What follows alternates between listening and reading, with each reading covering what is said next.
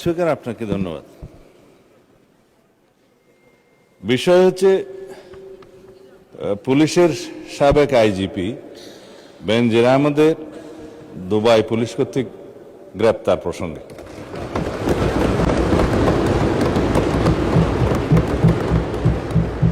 এ বিষয়ে আমি মহান জাতীয় সংসদকে অবহিত করছি যে বর্তমান সরকার দায়িত্ব গ্রহণের পর দুর্নীতি মামলায় অভিযুক্ত পুলিশের সাবেক আইজিপি বেনজির আহমেদকে গ্রেফতারের জন্য ইন্টারপোলের সাথে নিবিড়ভাবে কাজ করার জন্য নিয়োজিত পুলিশ হেডকোয়ার্টার্সের national central bureau NCB Dhaka কর্তৃক ইন্টারপোলে আবেদন করা হয়।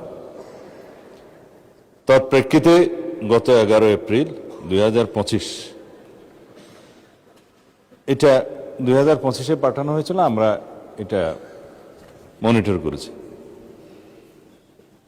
ইন্টারপোল 2025/12239 নম্বর ফাইল ও 5174/4 2025 কন্ট্রোল নম্বরের মাধ্যমে বেনজির আহমেদের প্রতি রেড নোটিশ জারি করে।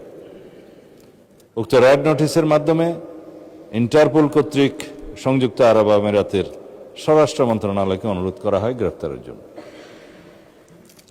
মাননীয় স্পিকার, আমি এই মহান সংসদের মাধ্যমে সমগ্র জাতিকে জানাচ্ছি যে গত 12 জুন 2026 তারিখে সংযুক্ত আরব আমিরাতের স্বরাষ্ট্র মন্ত্রণালয়ের directorate general of federal criminal police national central bureau NCB Abu Dhabi হতে প্রেরিত একটি ইমেইলের মাধ্যমে বাংলাদেশ সরকারকে জানানো হয়েছে যে দুর্নীতি মামলায় অভিযুক্ত বেনজির আহমেদকে সংযুক্ত আরব আমিরাত পুলিশ কর্তৃক গ্রেফতার করা হয়েছে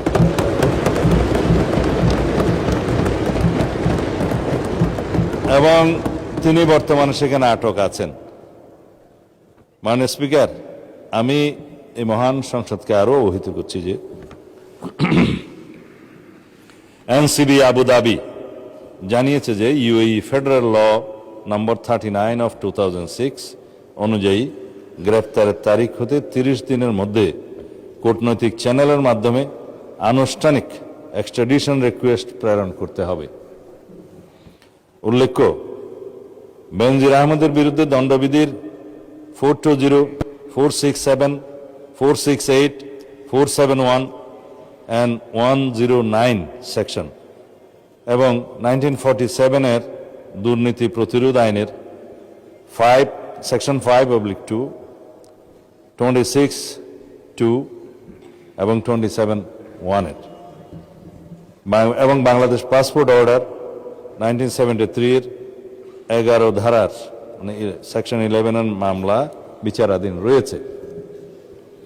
উক্ত বিষয়ে এনসিবি ঢাকা ইন্টারপোল চ্যানেলের মাধ্যমে রেড নোটিশ প্রকাশ, আন্তর্জাতিক সমন্বয়, বিদেশি কর্তৃপক্ষের সাথে যোগাযোগ এবং গ্রেফতার পরবর্তী ফলো আপ কার্যক্রম সম্পন্ন করেছে।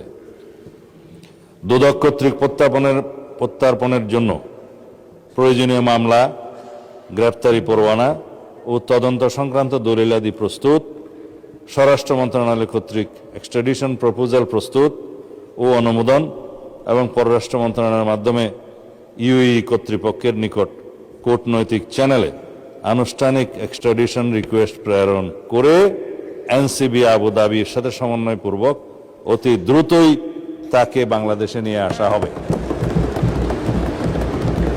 এটি বাংলাদেশ পুলিশের একটি ঐতিহাসিক সাফল্য। এর মাধ্যমে আমরা বিচারহীনতার সংস্কৃতি থেকে বের হয়ে আসতে সক্ষম হব ইনশাআল্লাহ। পাশাপাশি এর মাধ্যমে আমরা জাতিকে আশ্বস্ত করতে চাই যে অপরাধী যত শক্তিশালী হোক না কেন, আইনের ঊর্ধ্বে কেউ নয়।